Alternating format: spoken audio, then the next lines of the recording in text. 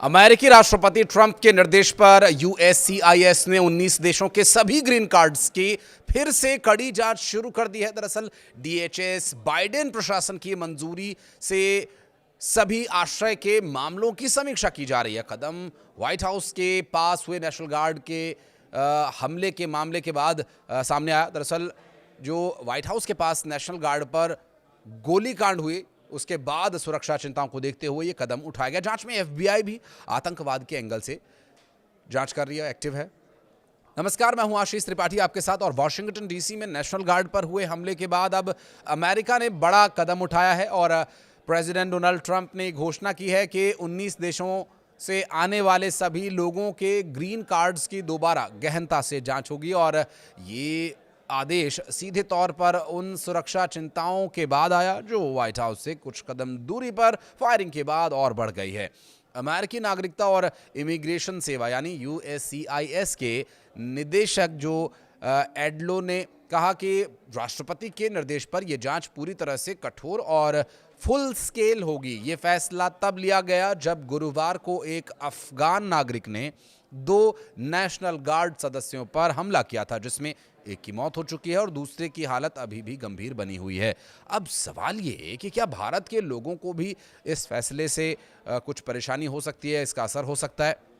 तो इसका जवाब है बिल्कुल नहीं, क्योंकि एक रिपोर्ट के मुताबिक, सीएनएन की एक रिपोर्ट के मुताबिक, जिन 19 देशों की कंट्रीज ऑफ कंसर्न की सूची में इसे रखा गया है, उन्हें ट्रंप प्रशासन ने जून में ही चिन्हित कर लिया था। इन देशों में अफगानिस्तान, बर्मा, चाड, कांगो गणराज्य और इक्वेटोरियल गिनी और Eritrea, Haiti, Iran, Libya, Somalia, Sudan, Yemen, Burundi, Cuba, Laos, Sierra Leone, Togo, Turkmenistan और वेनेजुएला शामिल हैं।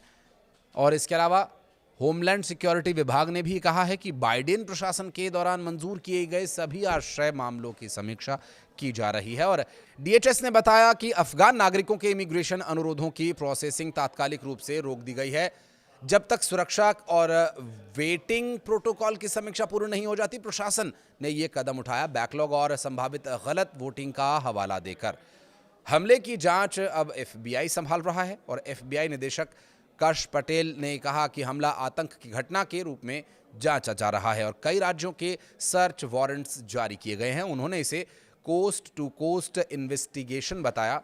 और नेशनल गार्ड पर हुए हमले ने अमेरिकी राजनीति में इमिग्रेशन और सुरक्षा के मुद्दे को और ज्यादा भड़का दिया है।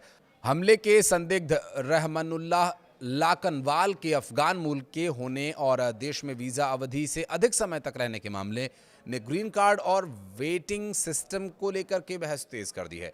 गुरुवार को वॉशिंगटन डीसी में नेशनल गार्ड्स पर हमले के आरोपी की पहचान रहमानुल्लाह लाकनवाल के रूप में हुई, जो कि इस पूरे मामले में मुख्य आरोपी बताया जा रहा है और अफगानिस्तान का मूल निवासी बताया जा रहा है। साल 2021 में ये अमेरिका गया, अफगानिस्तान में सीआईए के साथ काम कर चुका था और अफगानिस्तान में तालिबान के सत्ता पर काबिज होने के बाद बाइडेन सरकार की पुनर्वास नीति के तहत अमेरिका ये गया था। और हमले को लेकर राष्ट्रपति ट्रंप बेहद नाराज हैं।